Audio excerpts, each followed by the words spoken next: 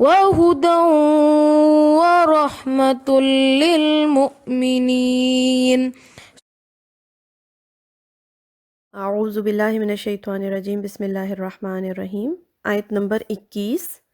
ان الذین یکفرون بآیات اللہ، بے شک وہ لوگ جو کفر کرتے ہیں اللہ کی آیات کے ساتھ۔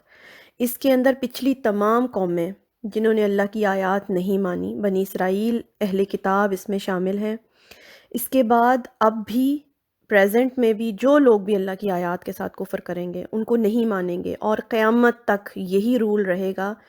جو پچھلی آیت میں بات ہوئی تھی نا کہ اللہ تعالیٰ نے کہا جو لوگ مان جائیں گے وہ فلاح پا جائیں گے، ہدایت پا جائیں گے، کامیاب ہو جائیں گے، اور جو منہ موڑ جائیں گے ان کے لیے سزا ہے۔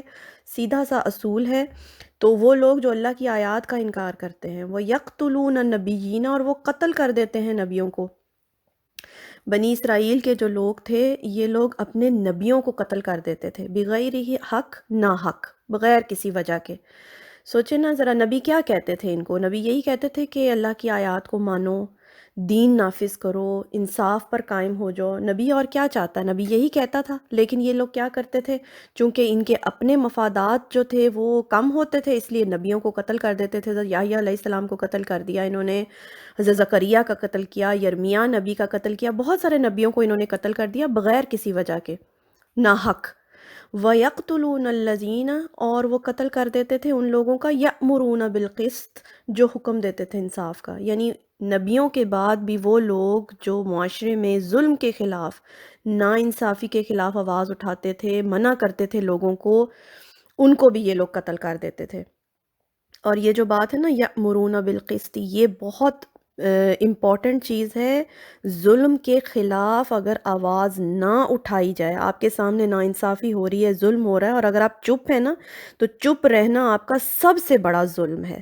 تو ایک مسلمان جو ہوتا ہے اس کو ہر صورت میں حکم ہے کہ وہ ناانصافی کے خلاف آواز اٹھائے۔ نبی صلی اللہ علیہ وسلم نے فرمایا نا کہ تم میں سے جو کوئی برائی دیکھے تو اسے اپنے ہاتھ سے بدل دے، اگر وہ اس کی قوت نہیں رکھتا تو اسے اپنی زبان سے روک دے، اگر وہ اس کی قوت بھی نہیں رکھتا تو اس کو کم از کم دل میں برا جانے، اور یہ سب سے کمزور درجے کا ایمان ہے۔ تو ایک مسلمان پر لازم ہے کہ وہ انصاف پر قائم رہے اپنی زندگی میں بھی، اور انصاف پر قائم رکھے معاشرے کو بھی، اور جہاں تک کوشش ہو سکے اس چیز کو، اگر کہیں ظلم ہو رہا ہے، ناانصافی ہو رہی ہے تو اس کو بدلنے کی کوشش کرے۔ چپ رہنا بہت بڑا ظلم ہے۔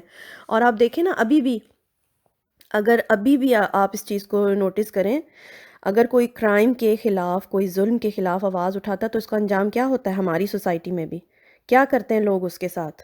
اس کو منع کرتے ہیں کہ بھئی تم اس طرح کی بات مت کرو، اور نہیں وہ منع ہوتا تو اس کو قتل ہی کر دیا جاتا ہے۔ تو وہی بات اللہ تعالیٰ کہہ رہے ہیں کہ وہ لوگ جو نیکی کا حکم بھی دیتے ہیں، برائی سے روکتے ہیں، ان کو بھی قتل کر دیا جاتا تھا، من الناسی، لوگوں میں سے۔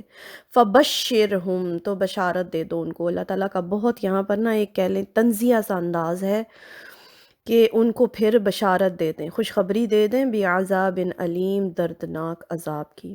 ظاہری بات ہے کہ اگر آپ ظلم کو سپورٹ کریں گے، جانتے بوجھتے ہوئے اسلام کے اگینسٹ جائیں گے، دین کے خلاف جائیں گے، تو پھولوں کے ہار تو نہیں پہنائے جائیں گے آپ کو آخرت میں۔